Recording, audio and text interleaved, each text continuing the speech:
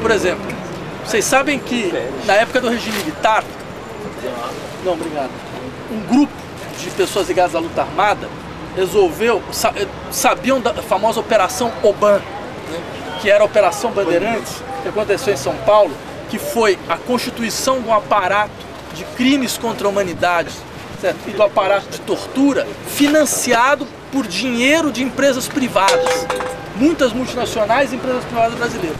Bem, eles sabiam de uma pessoa que era um cabeça, que chamava Boysen, que era o cara que era o dono da Ultragás, né?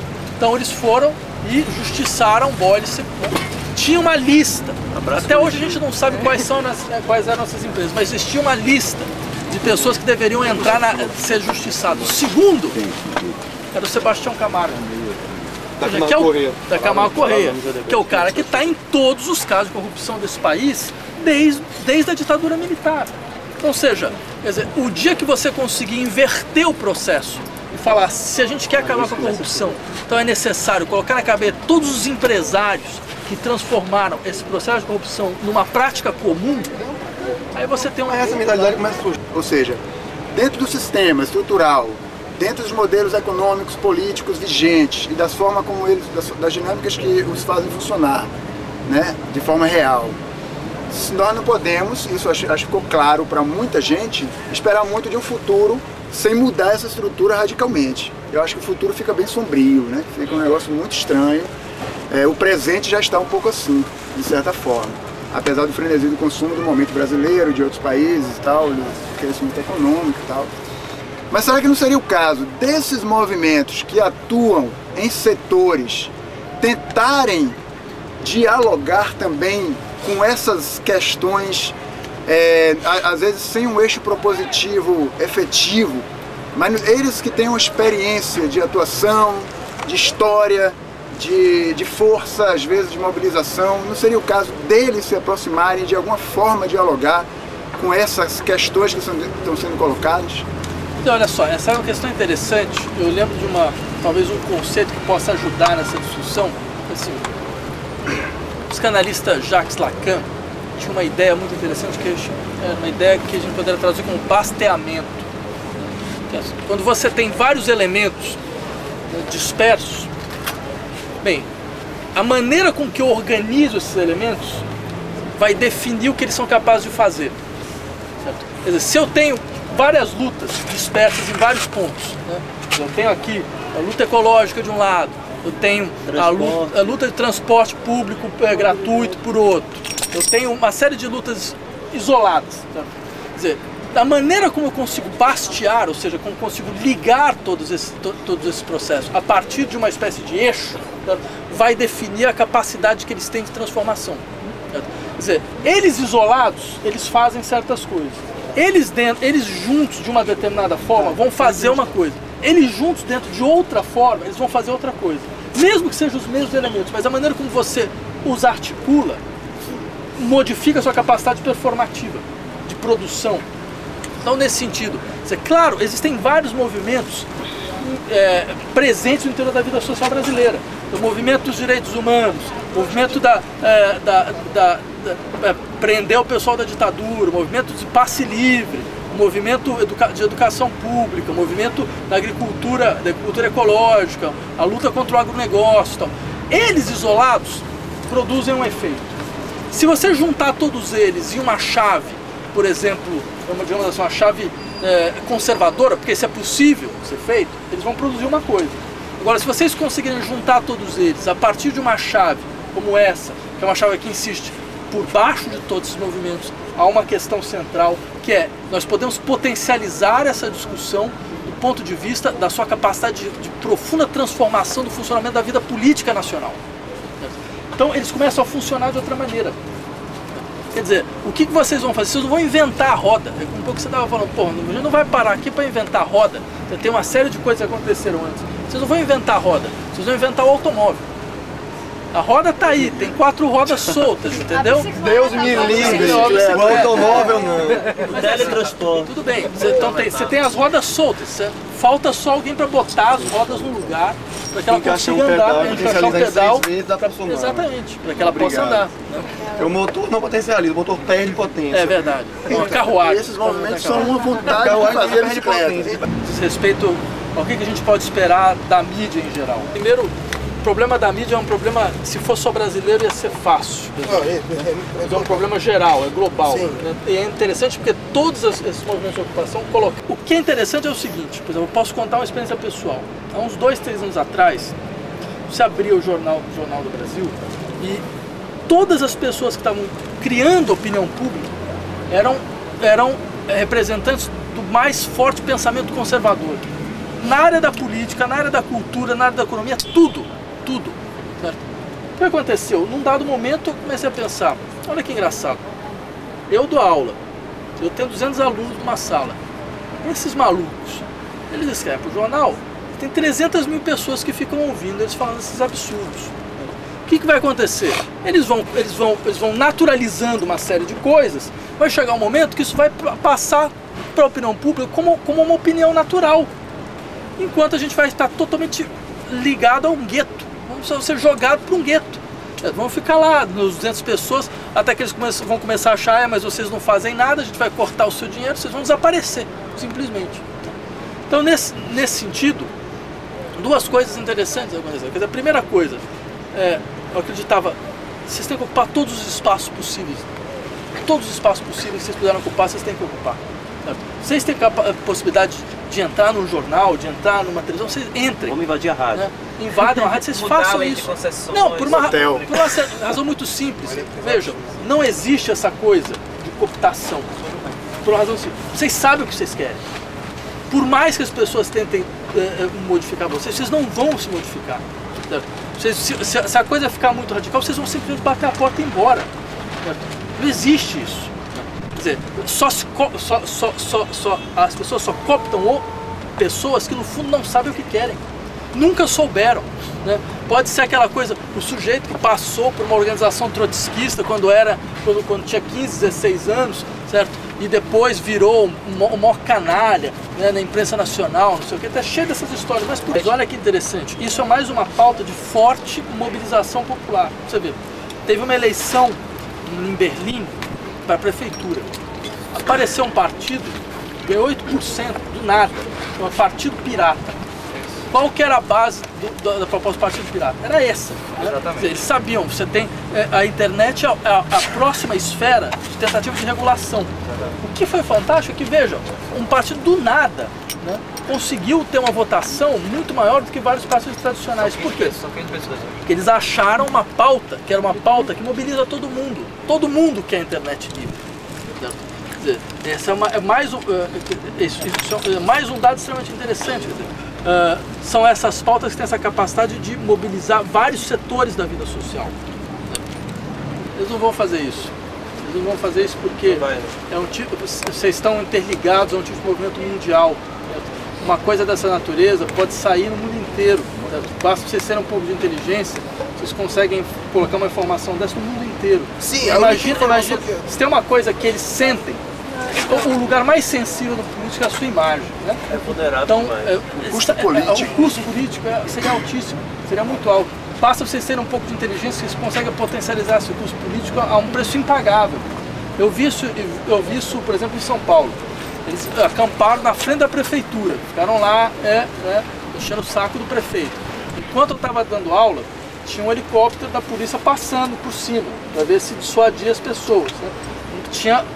Tinha camburão da polícia, viatura, em volta. Mas eles não fizeram nada. Eles botaram os 3 mil caras lá também, né? Porque se eles fizessem algo, bem, imagina o que aconteceria. Se eles fizessem, se eles dispersassem, quer dizer, está tudo interconectado. Essas imagens circulariam o mundo inteiro. Quer dizer, o preço, o custo desse tipo o custo político desse tipo de ação não compensa. Então basta vocês saberem utilizar esse tipo de situação. Está a favor de vocês.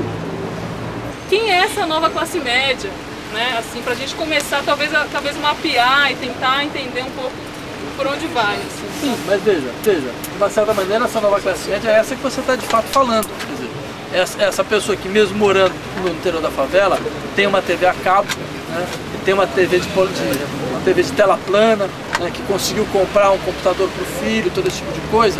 Mas veja, eu insistiria no seguinte, para a gente pode parecer um tipo de inserção muito frouxa, né, mas para essas pessoas, elas se autocompreendem como em processo de inserção social. Quer dizer, mesmo que esse processo de inserção social tenha sido... chegar por aqui. Aqui, né? Mesmo que esse processo social tenha sido feito sob a forma do consumo, Isso aqui é união. Abraço coletivo. mesmo que ele tenha sido feito sob a forma do consumo, seria um equívoco a gente negligenciá-lo, que eu acho que como certos setores da esquerda acabaram fazendo, certo? E perderam completamente a possibilidade de entrar em contato com a população, né? Por exemplo, veja a história do PSOL, um exemplo claro. Eles entraram nesse discurso.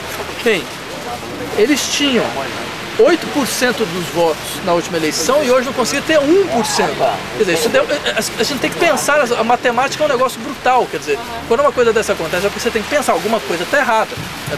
Agora, por exemplo, você fala sobre a situação do Chile. É verdade, o que você diz é verdade. Agora, vale a pena também lembrar que, por exemplo, a educação pública no Chile tinha desaparecido desde 1973. Ou seja, a memória desse processo era uma memória fraca, muito fraca. É verdade que você teve um momento muito importante, né, de constituição de uma espécie de educação republicana, que foi paulatinamente sendo construída e depois foi desmontada. Mas eles estavam imersos num discurso neoliberal que era assim: o Estado é ineficiente, é o mesmo discurso que vocês conhecem, o Estado é ineficiente, ele não consegue ter escolas que tenha, eu preciso concorrência, eu dou o dinheiro, porque esse é o sistema, o Estado dá o dinheiro para você escolher a sua escola. Só que é claro, ele dá um dinheiro miserável, você não consegue escolher coisa nenhuma, então você vai ter que complementar, né? Mas o fato é que todo o discurso girava um pouco em torno, bem, a gente está dando a decisão para você. Então, quer dizer, tinha toda a força ideológica desse discurso, mas a experiência é implacável. Quer dizer, durante um certo tempo, você ia no Chile, as pessoas achavam que aquele era o melhor sistema do mundo, né? Aos poucos, elas foram percebendo que o resultado era o pior possível, né? Quer dizer, isso vai acontecer no Brasil. Eu tenho certeza que isso vai acontecer. Quer dizer, você pode dizer, mas as pessoas não estão sensíveis a essas questões sobre, por exemplo, educação, saúde, não sei o quê. Eu diria que isso vai mudar muito rapidamente. Muito rapidamente, porque o que move as pessoas, a população é o desejo de ascensão. Isso é um fato. Elas vão querer continuar ascendendo. E elas vão perceber que elas não têm condição de fazer isso. Que não há possibilidade no interior do jogo, como está estruturado dessa forma, de continuar esse processo. E aí entra o discurso crítico, que é falar, mas sabe por que você não está conseguindo ascender? Você não está conseguindo ascender porque o Estado foi estruturado de uma maneira tal, ele foi privatizado de uma maneira tal, que ele não consegue fornecer mais do que ele deveria fornecer. Sabe por que você não consegue ascender? Porque você tem um problema, um déficit de participação popular no Estado, que faz com que sua voz não seja ouvida nunca, em hipótese alguma. Por mais que você faça esses processos de consulta popular, tal, porque isso faz parte da desmobilização. É criar um sistema onde institucionalmente você poderia participar, sabe, chegar para você e falar, não, mas se você quer alguma coisa, faz uma consulta popular, junta umas assinaturas, manda para o Congresso Nacional. Há uma relação de cinismo nisso. Que é a maneira como o processo funciona, né? Quer dizer, não, que é isso, você tem possibilidade, certo? Mas a possibilidade é criada de uma maneira tal que ela é criada sempre para dar errado. Até essa história do ficha limpa, né? Foram 1 milhão de assinaturas, foi criado exatamente para quê? Para você criar uma situação de anticlímax ao final. Veja, dentro do sistema institucional, o que você tem? Você tem duas coisas. Você tem, primeiro, certas fendas, né? Porque nenhuma estrutura de ordenamento jurídico é completamente coesa. Por exemplo, o MST, quando ele ocupa a área improdutiva, ele houve imediatamente todos os setores do pensamento conservador nacional dizendo o quê? Eles estão quebrando o direito à propriedade privada, que é um direito constitucional e blá blá blá blá, eles estão completamente fora da lei. Quando que eles acertam? Eles acertam como eles dizem, não, nós não estamos quebrando lei nenhuma. Existe no interior da Constituição uma lei que submete a propriedade privada ao seu interesse social. A gente está simplesmente cumprindo a lei. A gente está cumprindo a lei. Então, essa possibilidade que a gente tem de, em certos momentos, utilizar a lei contra o interesse de parcelas hegemônicas do poder estatal é um elemento que não deve ser negligenciado. O direito é um queijo suíço. O direito não é uma estrutura monolítica. Saber entrar no queijo suíço é um dado importante. Agora, uma outra coisa é também lembrar que por mais que vocês possam fazer isso vai ter um limite.